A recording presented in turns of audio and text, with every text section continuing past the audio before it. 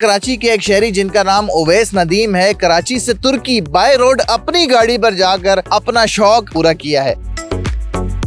Iran में बहुत सारी जगह हैं जो देखने के लायक हैं और चाहिए कि आदमी वहाँ जाके उनको एक्सप्लोर करे और देखे। कराची से तुर्की बाय रोड सफर करने पर इनका कितना खर्चा आया, कौन सी गाड़ी थी? हमारा तकरीबन फ्यूल लगा इसमें 2.5 लाख का। मैं समझता इस वक्त पाकिस्तान में से ज़्यादा कंफर्टेबल कोई गाड़ी नहीं है।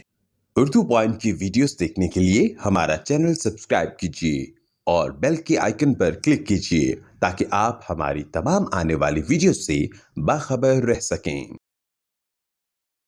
अस्सलाम वालेकुम नाज़रीन, आप देख रहे हैं उर्दू पॉइंट और मैं हूं शान चौधरी। कहते हैं कि शौक का कोई मॉल नहीं होता। इसी तरह कराची के एक शहरी जिनका नाम उवैस नदीम है, कराची से तुर्की बाय रोड अपनी गाड़ी पर जाकर अपना शौक, अपना ख्वाब पूरा किया है। ये आइडिया इनके जहन में कैसे आया? कराची से तुर्की बाय रोड सफर करने पर इनका कितना खर्चा आया, कौन सी गाड़ी थी, क्या क्या दुश्वारियां थी, कितना सफर आसान है या कितना मुश्किल है, ये सारी चीजें जानते हैं कराची के उवैस से। अस्सलाम वालेकुम। वालेकुम सलाम। उवैस भाई, कराची से लाहौर, इस्लामाबाद, मुल्तान ये तो सुना था, लेकिन आपने कराची से तुर्की बाय रोड सफर कर डाला। भाई ट्रैवलिंग का शौक है तो अपना मुल्क तो हम लोग घूम ही लिया है, तो अब मैंने कहा ज़रा दुनिया भी घूमनी चाहिए भाई। ये बताएं, ये आइडिया कैसे जहन में आया कि मैंने कराची से तुर्की बाय रोड जाना है, वो भी अपनी गाड़ी पर? शौक था क्या शुरू से आपको? जी ज़्यादा ट्रैवलिंग का शौक है मुझे, अल्हम्दुलिल्लाह घूमते रहते हैं पाकिस्तान में। और फिर आप देखें ना, बाहर से आने वाले मुल्क, हमारे मुल्क में अब आप देख रहे होंगे जो है वो कोई बाइक पे आ रहा है, कोई जो है गाड़ी में आ रहा है, कितने लोग आ रहे हैं, लेकिन यहाँ से जाने वाला भी तो कोई होना चाहिए ना। तो मैंने स्टार्ट किया अल्हम्दुलिल्लाह और अल्लाह ने कामयाब किया और हो गया, अल्लाह का शुक्र। कितने किलोमीटर्स का सफर आपने तय किया बाय रोड कराची से तुर्की तक?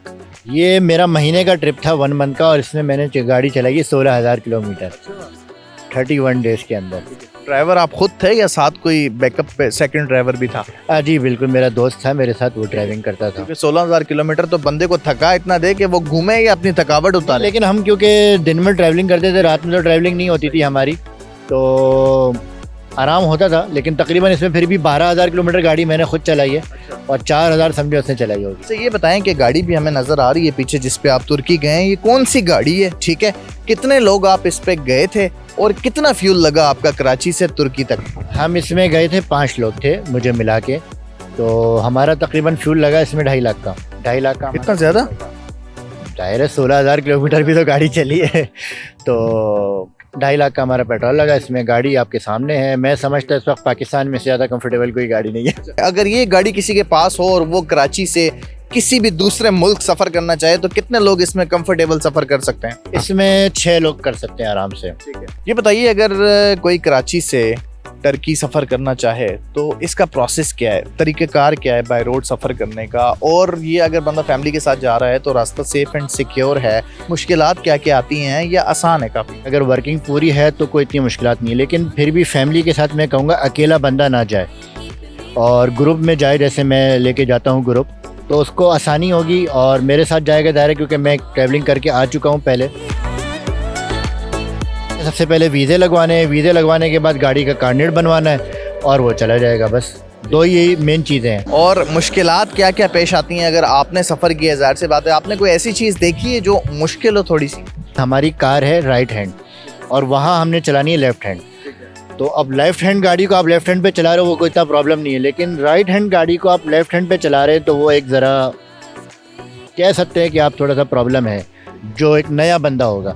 लेकिन जो यूज़फुल होगा और चलाता रहता है तो उसके लिए कोई इतनी प्रॉब्लम नहीं होगी। तो मुझे तो कोई प्रॉब्लम मतलब महसूस नहीं हुई। उवैस भाई, गाड़ी तो माशाल्लाह ये दिखने में काफ़ी कंफर्टेबल लग रही है और बड़ी भी है। अगर कोई फैमिली जाना चाहे तो उसके लिए कंफर्टेबल गाड़ी है ये। तो ये कौन सी गाड़ी है और इसने पर किलोमीटर क्या एवरेज दिया आपको दौरान सफ़र?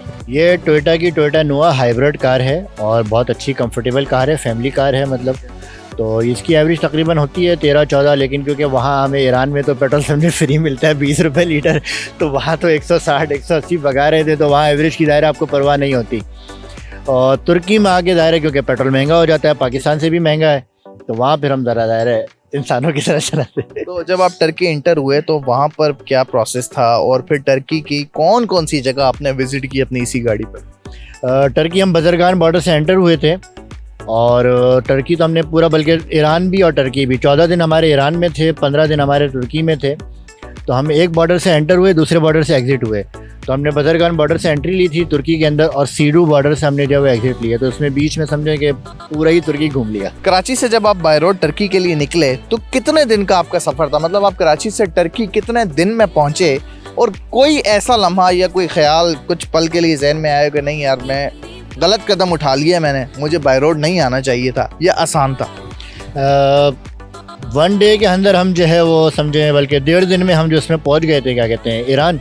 और फिर ईरान को क्योंकि हमने तो एक्सप्लोर करते हुए गए थे ना, तो 1 वीक हमने ईरान के लिए रखा था। हमारा पूरा एक बाकायदा शेड्यूल बनाया था, मैंने ऐसे ही नहीं कि बस चला गया। तो पूरा टाइम टेबल के हिसाब से हम जो 1 मंथ का मैंने बनाया था, तो उसी के हिसाब से हम चले, और 8वें दिन हम जब वो तुर्की एंटर हो गए थे। तो फिर उसके बाद हमने पूरा उसको कवर किया, और मुश्किलात तो मेरे ख़्याल से तो मुझे तो अल्हम्दुलिल्लाह कोई परेशानी नहीं हुई, और बहुत अच्छा रहा। जो मेरे साथ लोग गए थे उन्होंने भी बड़ा एंजॉय किया, और हम क्योंकि दिन में सफ़र करते थे, रात में होटल में रहते थे, नए नए खाने खाए, नई नई जगहें देखी, बहुत मतलब एंजॉय किया हमने बहुत ज़्यादा। और ईरान बहुत ज़्यादा मतलब खूबसूरत भी है, और ईरान में बहुत सारी जगह हैं देखने के लिए। तुर्की तो है ही मशहूर, सब जानते ही हैं, लेकिन हमारे लोगों के बारे में है कि ईरान में मतलब इतना कुछ नहीं है, बस वहाँ शायद सिर्फ मज़ारात हैं, तो ऐसा नहीं है, बल्कि ईरान में बहुत सारी जगह हैं जो देखने के लायक हैं, और चाहिए कि आदमी वहाँ जाके उनको एक्सप्लोर करे और देखे। आपने कराची से टर्की बाय रोड सफ़र करके एक्सपीरियंस तो ले लिया है, अब क्या समझते हैं नेक्स्ट आपका टूर कहाँ का होने वाला है? मतलब अब आपको एक दफ़ा आपने एक चीज़ को चेक कर ली है, ज़ाहिर सी बात अब दोबारा दिल तो करेगा कि मैं टर्की होके आ गया हूँ, अब किसी और मुल्क भी जाऊँ। अभी नेक्स्ट तो मेरा इंशाल्लाह दोबारा अक्टूबर में टर्की ही है, फिर उसके बाद लेकिन दिसंबर में मैंने जाना बाय रोड उम्रा। उसमें 5 कंट्रीज़ होंगी, ईरान, दुबई, जॉर्डन, सऊदीया और इराक़। ठीक है, ये अब 5 कंट्रीज़ हो गई। और फिर नेक्स्ट इंशाल्लाह मार्च में मेरा है वर्ल्ड टूर का। उसमें पाकिस्तान से ईरान, ईरान से आज़रबाईजान, आज़रबाईजान से जॉर्जिया, जॉर्जिया से तुर्की, फिर तुर्की से जो है यूरोप एंटर होंगे हम, पूरा यूरोप करते हुए स्पेन, स्पेन से फेरी लेके मोरक्को, अलजायर, ट्यूनिस, पूरा 3 बर्रे आज़म हो जाएंगे। अच्छा, जो आपके अजीज़ यूरोप और अफ्रीका। माशाल्लाह, एक आपने सफ़र टर्की का किया है तो आपका दिल इतना खुल गया है कि अब आपने जो है इतनी सारी चीज़ें गिनवा दी हैं कि बाय रोड जाने के लिए ओवरऑल खर्चा कितना हो गया आप लोगों का, एक अंदाज़न? देखिए तकरीबन समझें हम क्योंकि 5 पर्सन थे तो 4-4.25 लाख रुपए पर पर्सन खर्चा आ गया, क्योंकि ज़ाहिर है 1 मंथ की इसमें रिहाइश, खाना पीना और काफ़ी सारी चीज़ें ज़ाहिर होती हैं जब आदमी जाता है। तो नाज़रीन, आपने जाना कि ये हैं कराची के उवैस, जिन्होंने अपना शौक़ पूरा करने के लिए, इनकी ख्वाहिश थी कराची से by road out of country travel करना। ये शौक़ इन्होंने कराची से टर्की अपनी गाड़ी पर बाय रोड जाकर पूरा किया। ये गाड़ी आप देख सकते हैं, टोयोटा की नोवा गाड़ी है, काफ़ी कंफर्टेबल भी लग रही है, बड़ी भी है, 7 सीटर MPV इसको कहा जाता है। इसके ऊपर इन्होंने एक बॉक्स बनवाया, उसके अंदर सामान रखा, और 7 लोगों की गुंजाइश थी, लेकिन 6 लोग ये इस गाड़ी के अंदर बाय रोड कराची से टर्की गए। 2.5 लाख के करीब इस गाड़ी की फ्यूलिंग पर खर्चा आया, और पर पर्सन 4 से 4.5 लाख रुपए खर्चा आया इनका यहाँ से कराची से टर्की तक का। अगर आप भी जाना चाहते हैं Karachi to Turkey by road अपनी गाड़ी पर, तो इस इंटरव्यू में इन्होंने आसानी कर दी है, सारी चीज़ें अपना एक्सपीरियंस शेयर कर दी है। आप भी ज़रूर एक दफ़ा ट्राई करें अपनी गाड़ी पर बाय रोड कराची से टर्की जाकर। इसी के साथ अपने मेज़बान शान चौधरी को दीजिए इजाज़त। अपना ख्याल रखिएगा, अल्लाह निगहबान।